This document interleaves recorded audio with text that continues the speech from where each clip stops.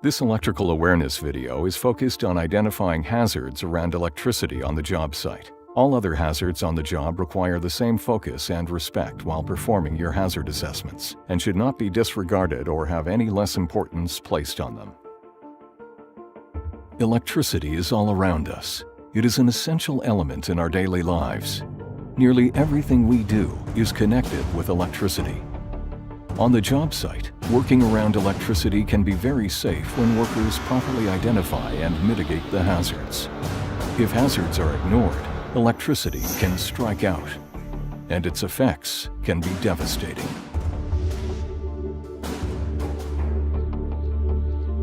As with any task on the job site, you should never attempt to perform work without the proper training and experience.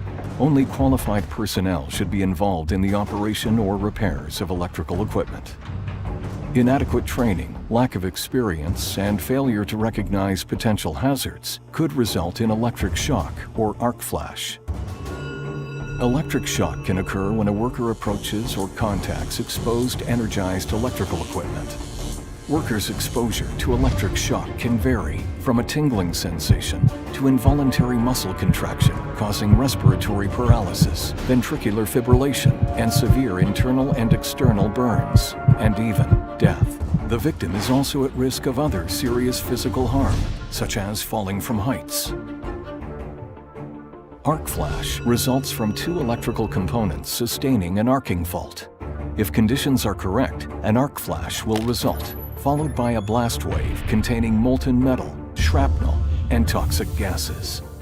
No matter the severity, any worker exposed to any level of electrical shock or flash must seek medical attention. While electricity has the power to seriously harm you, the risks of electrical shock can be mitigated and work can be safely carried out without incident. Electrical safety begins with the proper use of field-level hazard assessments and identifying the potential hazards. Your hazard assessment is the first step in protecting you and everyone else on your job site from any associated hazards, which may include electric shock. A brief inspection of your job site will help identify other potential electrical hazards. While performing your walkthrough, look, listen, and smell. This will assist you in identifying the hazards on your site. All power tools and equipment should be plugged into a GFCI. This is a must when working in wet, moist, or exterior locations. Ground fault circuit interrupters monitor the balance of electricity flow and can detect even minor imbalances and will trip, reducing the risk of electric shock. Bump testing the GFCI before use must be done to ensure the unit is functioning properly. By pressing the test button, the receptacle should trip. Pushing the reset button should restore power to the GFCI unit. If this fails, the GFCI unit is defective and must be taken out of service. Adequate lighting is a must in your work area. If light levels are too low, additional lighting must be installed on either a temporary or permanent basis. Whenever working directly around electrical equipment, the de-energizing of equipment is the recommended practice. De-energizing equipment removes the potential for electrical shock as power is removed. This can be achieved with the proper use of a lockout-tagout system. While basic procedures may vary from site to site, it is essential for you to understand the lockout-tagout procedure being used at your job site. One thing that does not change from site to site, however, is that you may never remove another party's lock in a lockout-tagout system. Before using any electrical cords or tools, always inspect individual items to ensure they're in good working order. Faulty equipment can lead to personal injury and poses a risk to all those on a job site. If items are damaged or are in poor working condition, tag the item and take it out of service for repair or replacement. Always know the locations of fire extinguishers on your site. These should be rated safe for use with electrical fires. Common practice is the use of a dry chemical type ABC fire extinguisher. Depending on the type of work you're doing, a hot work or electrical permit may be required. Always ensure you're in compliance with your site-specific policies and procedures regarding permitting controls. Always consider overhead hazards in your work area. Power lines are an ever-present danger due to the possibility of electrical arcing or direct contact and should always be marked. High voltage hazards can also be in the ground. Line locates are required by law before any ground disturbance takes place. Always call before you dig. Occupational health and safety regulates minimum work distances to electrical sources with certain voltages and should be referred to before working near any high voltage sources. It is extremely important to recognize equipment in an abnormal condition, such as an open electrical panel, exposed wiring, sparks, smoke, or fire.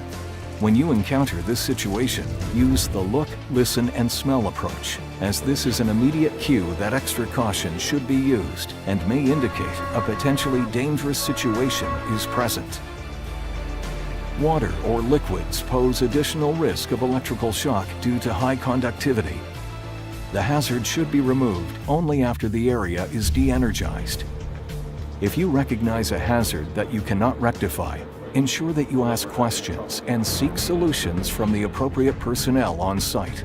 Do not take it for granted that other workers understand the scope of your work or that there is a potential danger to you or to them.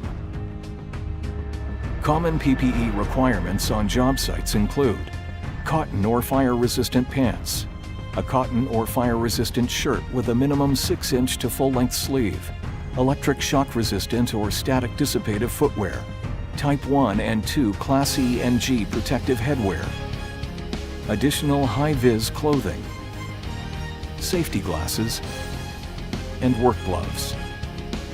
For electrical workers that conduct their tasks around energized equipment, you should be aware of the CSA standard Z462. Competent workers need to be trained to this standard, which will help identify the hazards associated around electrical sources, what controls can be best used, as well as the additional specialized PPE required, such as arc flash clothing, arc flash face shield, rubber insulated gloves which include leather protectors, and more. PPE is your last line of defense. Do not use PPE as a substitute for the opportunity to control or remove existing hazards. In the event that all safeguard systems have failed and a coworker is being shocked, never come in direct contact with the worker, or you may become entrapped in the shock cycle. If possible, deactivate the power source and activate your emergency response plan. Working around electricity can be performed safely and without incident by executing sound judgment and diligent observations in order to create your field-level hazard assessment, and by following the proper safe work procedures. You'll be well on your way to completing your task without incident. Remember the importance of using the proper equipment in good condition and by wearing the proper personal protective equipment. By employing all these safeguards, not only will you help keep yourself and your coworkers safe, you'll help ensure that you'll return safely every day to the people who count on you the most.